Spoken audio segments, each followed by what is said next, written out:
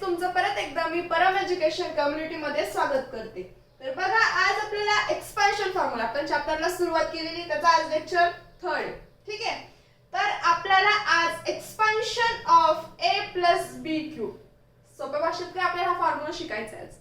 आपण first expansion कुठलं शिकलो होतो, a + x + a * x + b। ठीक आहे, आज आपल्याला शिकायचं आहे a + b चा क्यूब। आता याचं एक्सपांड केल्यानंतर जे याचा फॉर्म्युला मिळणार आहे आपल्याला, याचं जे एक्सपान्शन मिळणार आहे, या फॉर्म्युलाचा यूज करून आपल्याला प्रॅक्टिस सेट सॉल्व्ह करायचे। जसं की मी अगोदर तुम्हाला सांगितलं होतं, आपल्याला काय करायचंय, एक एक एक्सपान्शन ते देणार आहेत, ते फॉर्म्युला आपल्याला समजून घ्यायचा आहे, कसं आलं ते बघायचे आणि त्याच्यावरचे प्रॅक्टिस सेट सॉल्व्ह करायचे। ठीक आहे, सोपं आहे। आता इथे काय करायचं आपल्याला, एक्सपान्शन ऑफ a + b चा क्यूब होल क्यूब आहे। आता हे कसं सॉल्व्ह करता येईल बघायचा, फॉर्म्युला त्यांनी दिलेलाच आहे। फॉर्म्युलाचा हा आहे a³ + 3a² + 3ab² + b³।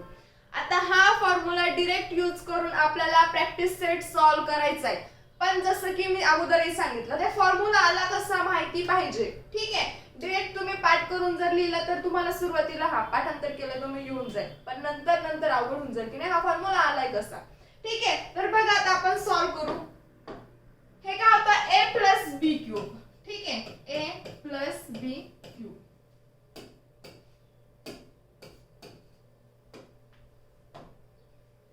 आता a + b³ आहे। अगोदरच्याच आपला लास्ट चॅप्टर आपण कुठला घेतला होता, इंडायसेस अँड क्यूब रूट, त्यामध्ये आपण क्यूब अँड क्यूब रूट कसं फाइंड करायचं शिकलो होतो। आठवतं की नाही, क्यूब कसं फाइंड करत असतो, मग आपण 3 टाइम्स मल्टिप्लाइड करतो तोच नंबर। मग इथे सुद्धा आपल्याला क्यूब फाइंड करायचं, मग कसं मल्टिप्लाइड होईल, हे 3 टाइम्स मल्टिप्लाइड होईल। मग a + b * a + b * a + b। आता काय होईल इथे, a + b a + b a + b 3 times आले, हो की नाही। मग आता याला काय करता येईल, समोर बघा, हे मी जसं तसंच ठेवते, a + b आणि या दोघांचं काय होऊन जाईल आता, a + b * a + b। दोन्ही ब्रॅकेट मध्ये सेम आहेत, म्हणजे a + b चा स्क्वेअर होऊन जाईल। मग इथे काय येईल, a + b चा स्क्वेअर। स्क्वेअर लिहायचं असल्यास तर आपण असंच लिहिलं असतं ना, सेपरेट की a + b * a + b, then आपण हे लिहिलं असतं a + b चा स्क्वेअर। मग हे बरोबर आहे की नाही आपण लिहिलेलं, तर हो। आता बघा काय करता येईल, आपल्याकडे फॉर्म्युला आहे a + b, जसं तसंच आहे a + b चा स्क्वेअर। आपण हा फॉर्म्युला चॅप्टर सुरू करताना सुरुवातीलाच बघितला होता, आठवतं का तुम्हाला, बघा a + b चा स्क्वेअर का असतो फॉर्म्युला, a² + 2ab + b²। ठीक आहे, मग हा फॉर्म्युला आपण इथे लिहून टाकू शकतो। बघा इथे a + b * a² + 2ab + b²। आता काय करता येईल, हा जो ब्रॅकेट आहे फर्स्ट a + b आणि या ब्रॅकेट मध्ये a² + 2ab + b², हे दोन्ही ब्रॅकेट एकमेकांना कसे मल्टिप्लाइड, आणि आपल्याला माहिती असतं मल्टिप्लिकेशन कसं करतो आपण, सॉल्व्ह कसं करत असतो। हे असे दोन ब्रॅकेट असले मल्टिप्लाइड असले एकमेकांना, तर या ब्रॅकेट मध्ये जेवढ्या टर्म्स असणार आहेत त्या मल्टिप्लाइड होणार आहे या ब्रॅकेट मधल्या सगळ्या टर्म्सला। ठीक आहे, मग सुरुवातीला आपण a ने या ब्रॅकेटला मल्टिप्लाय करून घेऊया। मग इथे येईल a * this bracket a² + 2ab + b² + b, bracket मध्ये राहिलेली सेकंड टर्म प्लस b ने मल्टिप्लाइड होईल मग या ब्रॅकेटला a² + 2ab + b²। ठीक आहे,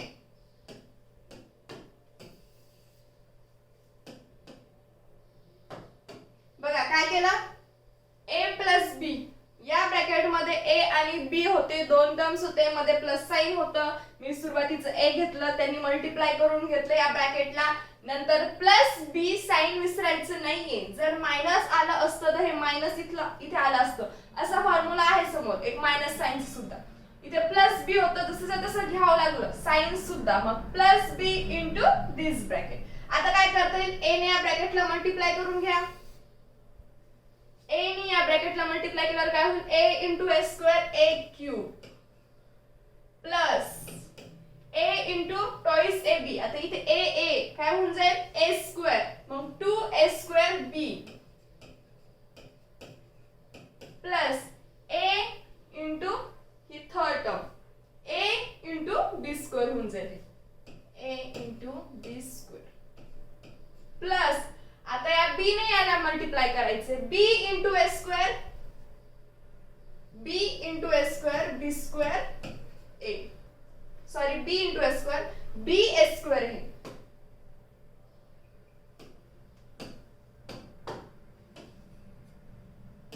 b ने या ब्रॅकेटला मल्टिप्लाय केल्यावर काय होऊन जाईल b into a² b a², ठीक आहे. मग इथे b a²,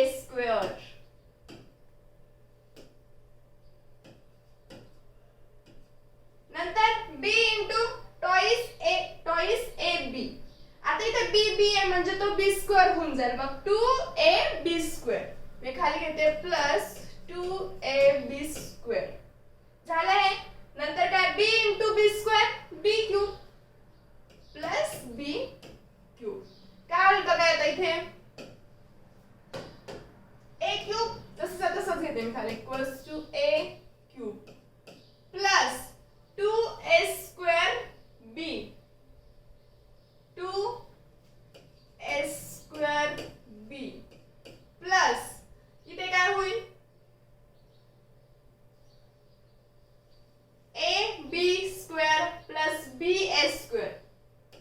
हे घेऊ आपण अगोदर 2ab² प्लस b³, ठीक आहे. तर राहिलेली कोणती होती हे ab² प्लस ba². आता काय दिसते इथे बघा, ही टर्म आणि ही टर्म ab² सेम आहे ना, मग या दोघांची काय होऊन जाईल सम होईल. बघा इथे इथून तुम्ही डायरेक्ट असे लिहिलं तर चालतं, a³ आहे प्लस 2a²b आहे. आता a²b अजून इथे कुठे आहे का a²b, हे बघा इथे ba² आहे. आता a²b काय आणि a²b आणि ba²b म्हणजे ba² आणि a²b सेमच आहे, काय होऊन जाईल दोघांची सम 2a²b प्लस a²b 3a²b होऊन जाईल इथे 3a²b प्लस ही टर्म झाली, ठीक आहे. ही सुद्धा झाली आपली इथे. राहिली काय मग आता ही ab², बघा आता ही सुद्धा सेम आहे ab² 2ab² आणि 1ab² 3ab² होऊन जाईल 3ab² प्लस ही पण झाली, आता ही झाली, राहिलेली काय b³, ठीक आहे. काय मिळालं मग आपल्याला फॉर्म्युला हा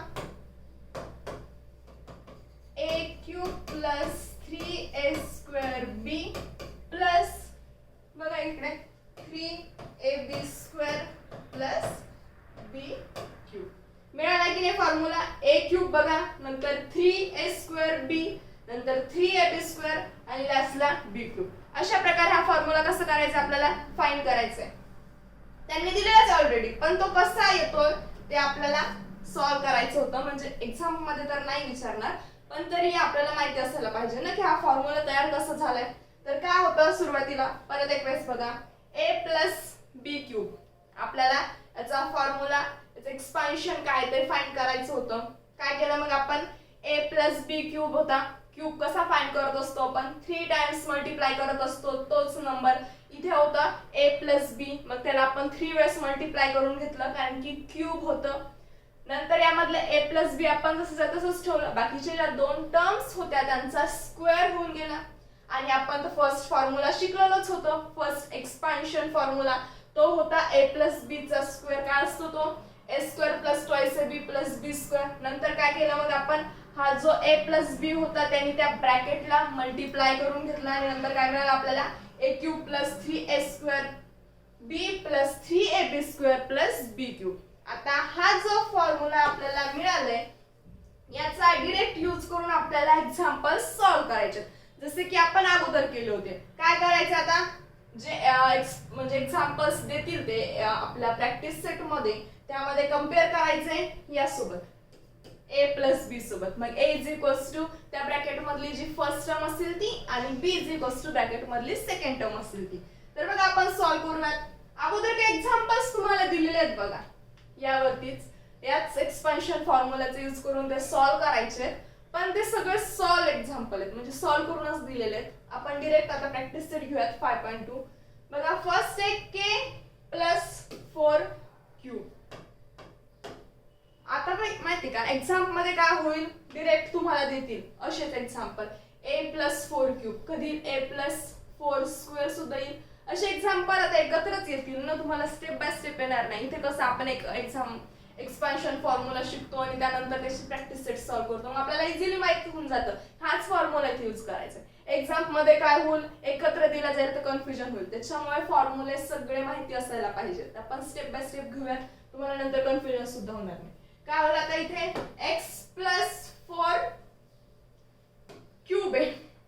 ठीक आहे, आता इथे तर माहिती आपण आता शिकलो एक्सपान्शन फॉर्म्युला, तोच यूज करावा लागणार आहे. काय होता तो a + b³ आहे ना सेम.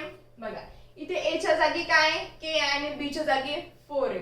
मग आता इथे फॉर्म्युला लिहून घेऊ आपण अगोदर. फॉर्म्युला काय a³ + 3a²b + 3ab² + b³ हाच आहे ना तो फॉर्म्युला. ठीक आहे, आता बघा कंपेअर करून घेतल्यानंतर a च्या जागी काय इथे लिहिते मी a = k and b = 4. द्या टाकून फक्त इथे व्हॅल्यूज आता. a च्या ऐवजी k, मग इथे k³ + 3 × a². a² आहे नंतर. ठीक आहे, 3 × a². a च्या जागी k² होऊन जाईल. मग इथे k² × b आहे 4. ठीक आहे, प्लस 3 × a परत k, b² आहे म्हणजे इथे 4 आहे. b च्या ऐवजी b आहे 4, मग इथे b² आल्यामुळे काय होऊन जाईल 4². इथे मग 4² + b³ म्हणजे 4³ होऊन जाईल इकडे. ठीक आहे, काय होईल मग इथे आता k³ इथे काय होईल 4 × 3. अगोदर हा जो कॉन्स्टंट आहे 3 आणि 4 त्यांचं मल्टिप्लिकेशन होऊन जाईल. मग 3 × 4 किती, 4 × 3 = 12, k² तसेच प्लस इथे सुद्धा काय होईल 3k × 4² किती येतो 16 प्लस 4³ किती येतो 64. काय होईल मग आता इथे खालच्या स्टेप मध्ये k³ जसं तसाच, 12k² सुद्धा जसं तसाच. इथे होईल 16 × 48 आणि हे k + 64 सुद्धा तसेच. तर काय मिळालं मग आपल्याला याचा फॉर्म्युला यूज केला आपण, फक्त व्हॅल्यूज टाकून दिल्या. फॉर्म्युला ना एक्झाम मध्ये जेव्हा आपण हे सॉल्व्ह करून लिहून ठेवायचं. ठीक आहे, म्हणजे तुम्हाला सुद्धा असं लिहिलं स्टेप बाय स्टेप तर चूक होणार नाहीये. असं लिहून ठेवायचा फॉर्म्युला, कंपेअर करून फक्त व्हॅल्यूज टाकून द्यायचे. तर आपल्याला k + 4³ हे मिळालं. ठीक आहे, आता आपला फर्स्ट एक्झाम्पल. आता यामधले जे वेगवेगळे टाइप मध्ये येतात आपण ते एक एक्झाम्पल घेऊयात. बघा आता नंतर आहे 7 + m³. करा याला सुद्धा कंपेअर. फॉर्म्युला काय आपला a + b³ = a³ + 3a²b + 3ab² + b³. ठीक आहे, असा फॉर्म्युला लिहून घ्यायचा. नंतर आपण एक कंपेअर करूयात. इथं काय मग a = आहे 7 and b = m. बस इथे व्हॅल्यूज टाकूं जाता a च्या आणि b च्या जागी. a काय था 7 म्हणजे 7³ + 3 × a² म्हणजे इथे 7². b काय आहे m + 3 × a काय आहे 7 b² म्हणजे m² येऊन जाईल इथे.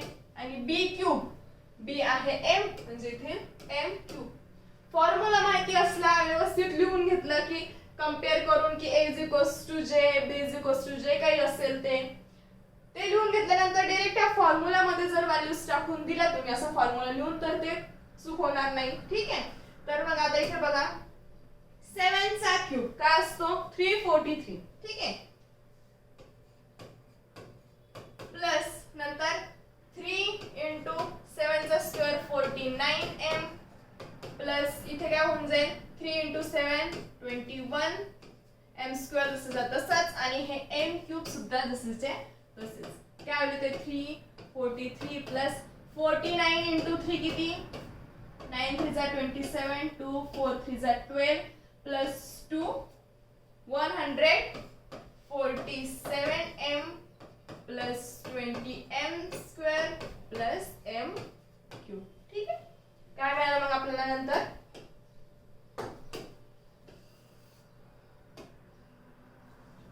7 plus m cube is equals to हे मिळालं 343 plus 147m plus 20m square plus m cube. ठीक आहे. नंतरचं बघा काय 101 चा क्यूब. आता कसं फाइंड करायचं जर दुसरीकडे असलं असतं की नाही आपण डायरेक्ट फाइंड केलं असतं. क्यूब फाइंड करायचा आहे ना आपल्याला इन शॉर्ट काय म्हणतात क्यूब फाइंड करायचा आहे. 101 चा क्यूब कसा फाइंड करतो मग आपण मल्टिप्लाय करावं लागेल 3 टाइम्स क्यूब आपल्याला मिळून गेला असता. पण आपण काय शिकतो एक्सपान्शन फॉर्म्युला शिकतोय. त्या एक्सपान्शन फॉर्म्युलाचा यूज करूनच आपल्याला हे क्यूब फाइंड करायचे. आता एक्सपान्शन फॉर्म्युला क्यूब साठीचं कसं होतं ना a + b चा क्यूब फॉर्म्युला तोच आहे ना आपला. बघा फॉर्म्युला काय आपला एक्सपान्शन a + b चा क्यूब. जर एखाद्या नंबरचा क्यूब फाइंड करायचा असेल तर एक्सपान्शन फॉर्म्युला मध्ये आपल्याला हा दिलेला आहे की a + b चा क्यूब आणि नंतर तो फॉर्म्युला काय मग a³ + 3a² b + 3ab² + b चा क्यूब. आता बघा 101 क्यूब आहे. आता इथे a आणि b तर नाहीये मग आता कसं करायचं एकच दिलेलं आहे ब्रॅकेट मध्ये त्याचा क्यूब फाइंड करायचा आपल्याला ते सुद्धा हा एक्सपान्शन फॉर्म्युला यूज करून. हा एक्सपान्शन फॉर्म्युला आपण कधी यूज करू शकतो a आणि b पाहिजे ब्रॅकेट मध्ये. आता याला कसं करावं लागेल मग 101 मग याचे पार्ट करून घ्यायचे. 101 म्हणजे आपण त्याला कसं लिहू शकतो 100 + 1. ठीक आहे. यालाच आपण कसं लिहू शकतो मग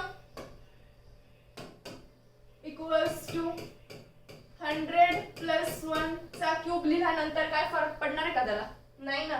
कारण की बघा ना 100 + 1 101च होणार आहे.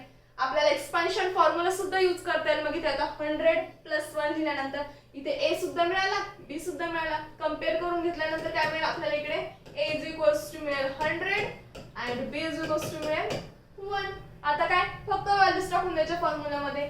a³ आहे इथे 100 चा क्यूब प्लस 3 × a² म्हणजे 100 चा स्क्वेअर × b काय 1 प्लस 3 × a काय 100 × b² म्हणजे 1 चा स्क्वेअर प्लस b³ काय मग परत b असतो b आहे 1 त्याचा क्यूब सांगितलेला आहे फॉर्म्युला मध्ये.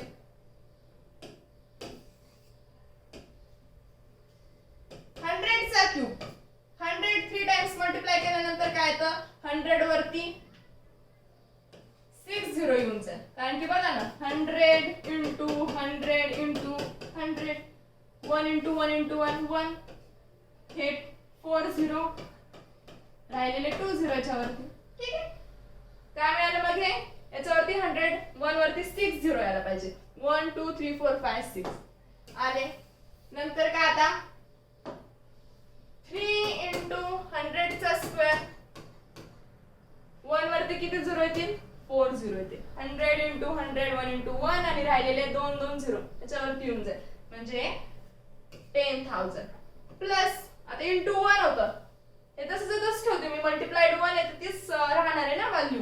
मग इथे प्लस 100 × 3 300 1 चा स्क्वेअर 1 त्याला मल्टिप्लाय करून ठेवते 1 चा स्क्वेअर 1 दिलाय आणि याला मल्टिप्लाय प्लस इथे 1 चा क्यूब आहे 1च येईल. काय होईल हे 1 0 0 0 0 0 0 प्लस 10,000 × 3 30,000 प्लस इथे काय होईल 300 × 1 300 प्लस 1. आता याची सम काय होईल सगळ्यात अगोदर 1 नंतर 0 0 0 बघा आपण इकडे करून घेऊया 1 0 0 0 0 नंतर 30,000 आहे ना 4 0 आणि हे 3 इथे नंतर 300 इथे आणि तो 1 इथे. 1 0 3 0 3 0 1. काय मिळेल आपल्याला 10 30 31.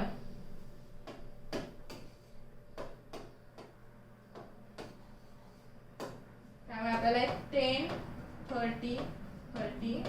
ठीक आहे. काय मिळालं मग आपल्याला 100 चा क्यूब काय मिळाला? हा 10 30 31 101 चा क्यूब 10,30,301. ठीक आहे. 101 चा क्यूब आपल्याला हा मिळाला. आता अजून एक दिलेलं आहे तुम्हाला प्रॅक्टिस सेट मध्ये 51 का 52 काहीतरी आहे बघा. ते सुद्धा असंच करायचंय. एक्सपान्शन फॉर्म्युला तर यूज करायचंय. ए बी आपल्याला लागणार आहे. मग ते 52 आहे आय थिंक. 52 ला आपण कसं लिहू शकतो? 50 + 2 फॉर्म्युला टाकून द्यायचा आहे डायरेक्ट. ए मिळून जातं बी मिळून जातं. फॉर्म्युलाचा यूज करून ते असं सॉल्व्ह करायचंय. आता एक्सपान्शन फॉर्म्युलामध्ये स्पेशली कुठल्याही फॉर्म्युल्यामध्ये जर असं एखादा नंबरच आला, एकच नंबर आला, ते सगळे कशा फॉर्मॅटमध्ये a + b बायनॉमियलच आहेत ना सगळे. तर असं आलं एखादा एकच नंबर आला, एक क्यूब स्क्वेअर काही फाइंड करायला लावलं तर अगोदर ते आपल्याला असं पार्ट करून घ्यायचे 2. मग ते a आणि b च्या फॉर्मॅटमध्ये मिळेल, एक बायनॉमियल आपल्याला मिळून जाईल आणि नंतर आपल्याला फॉर्म्युलाज ते यूज करून सॉल्व्ह करता येईल. तर एक बघा यामधला 5x / y + y upon 5x चा क्यूब. आता हे काय रॅशनल नंबर थोडंसं अवघड दिसतंय पण काहीच नाही. आपल्याला फॉर्म्युला माहिती आहे. बस फॉर्म्युल्यामध्ये व्हॅल्यूज टाकून द्यायचे. फॉर्म्युला काय? a + b चा क्यूब = a³ + 3a²b + 3ab चा स्क्वेअर + b³. इथे काय आता याला काहीच करायचं नाही. ही फर्स्ट टर्म जेवढी तेवढी लिहून घ्यायची. 5x अपॉन y हे झालं आपलं a.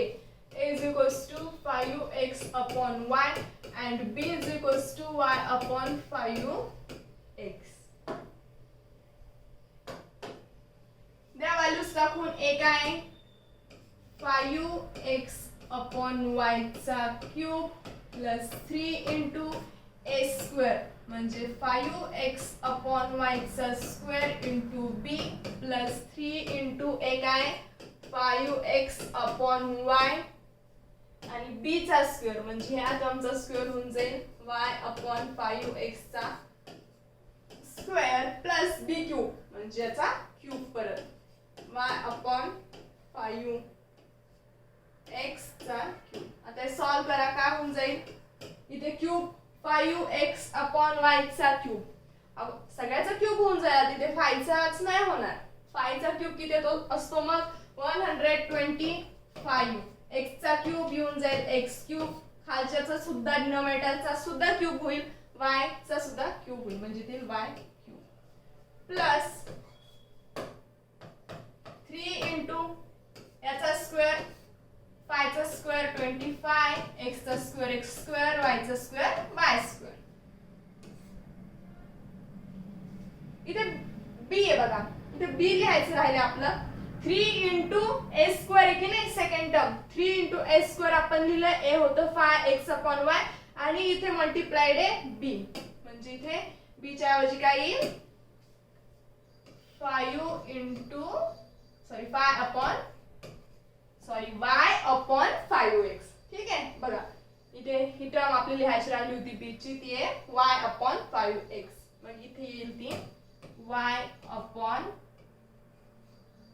5x प्लस दोघांचं मल्टिप्लिकेशन 3 * 5 15x अपॉन y. परत हे मल्टिप्लाइड आहे. इथे लिहून घ्यायचा स्क्वेअर y चा स्क्वेअर अपॉन 5x चा सुद्धा स्क्वेअर 5 चा स्क्वेअर 25 आणि x चा स्क्वेअर x² प्लस यांचा क्यूब y³ 5 चा क्यूब असतो 125 आणि x चा क्यूब x³. आता बघा किती मोठं मिळालं. आता याचं काय करता येईल? हे टर्म जशीच्या तशीच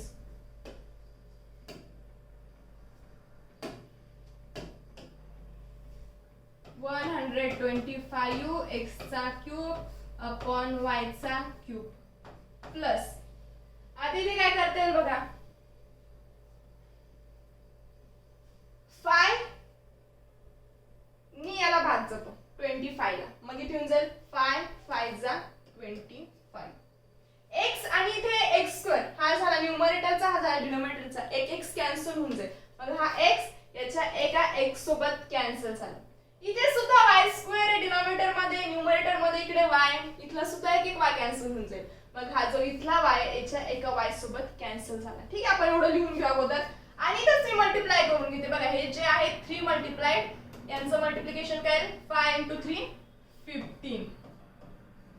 इथला आपला एक कॅन्सल केलेला राहिलेला एक x येईल, अपॉन मध्ये एक y राहील कारण की एक y इथला कॅन्सल झाला. इथली टर्म सगळी कॅन्सलच झाली. काय मिळालं मग आपल्याला 15x अपॉन y. परत एक वेळेस आपण चेक करून घेऊ. बघा 25x² अपॉन y² होतं. इथला 5 5 जा 25 केला आपण, x एक कॅन्सल झाला, एक x इथे राहिला. इथला एक y याच्या सोबत कॅन्सल झाला, मग इथे एक y राहिला आणि या 5 शी आपण मल्टिप्लाय करून घेतलं होतं. 5 3 जा 15 इथे लिहिलं, हा x आणि एक y राहिलेला. ठीक आहे, आता नंतर डायरेक्ट ही टर्म ही तर पूर्ण कॅन्सल झाली ना सोबत, मग प्लस इथे काय होईल बघा, आता इथे सुद्धा आला 5 ने भाग जातो, इथे 5 3 जा 15 होईल, 5 5 जा 25. एक y या y सोबत कॅन्सल होऊन जाईल.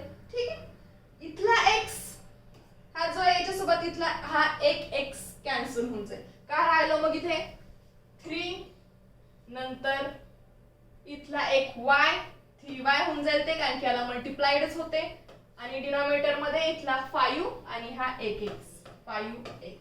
काय केलं मी ते समजलं बघा, ही पूर्ण टर्म इथून सॉरी 15x अपॉन y होतं इंटू y² अपॉन 25x² होतं.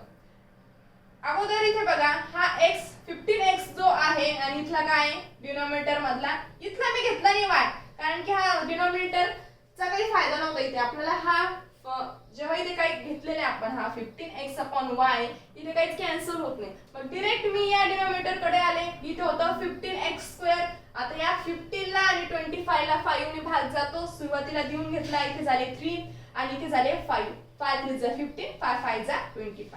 नंतर हा इथे x होता न्यूमरेटर मध्ये, इथे होता x³, इथे x² जो होता x × x ना, मग एक x इथला कॅन्सल झाला या x सोबत, मग इथे फक्त xच राहील जो की इथे डिनोमिनेटर मध्ये आला. नंतर इकडे आपण आलो, ह्या न्यूमरेटर होता y² आणि इकडे y होता इकडचा डिनोमिनेटर, हा y या y² मधला एका y सोबत कॅन्सल झाला, मग इथे न्यूमरेटर मध्ये एक y येणारच होता. मग आपल्याला काय मिळते 3y अपॉन 5x. आता ही टर्म सुद्धा झाली पूर्ण. तर लास्टला राहिलेली कोणती आहे ही, यामध्ये काय करायचं काम नाही, काही कॅन्सल होते का नाही, y³ आहे खाली x³ आहे, ही टर्म जशीच्या तशीच, मग y³ अपॉन 125x³. ठीक आहे, अशा प्रकारे आपल्याला हे सॉल्व्ह करायचं आहे. यामधले जे 1-2 राहिलेले असतील ते तुम्ही सॉल्व्ह करायचे, हा फॉर्म्युला एक्सपान्शन फॉर्म्युला यूज करून. तर आज आपण इथेच थांबूया, नंतरचे जे एक्सपान्शन फॉर्म्युले शिकायचे आपण ते नेक्स्ट लेक्चर मध्ये घेऊया. ठीक आहे, थँक्यू सो मच.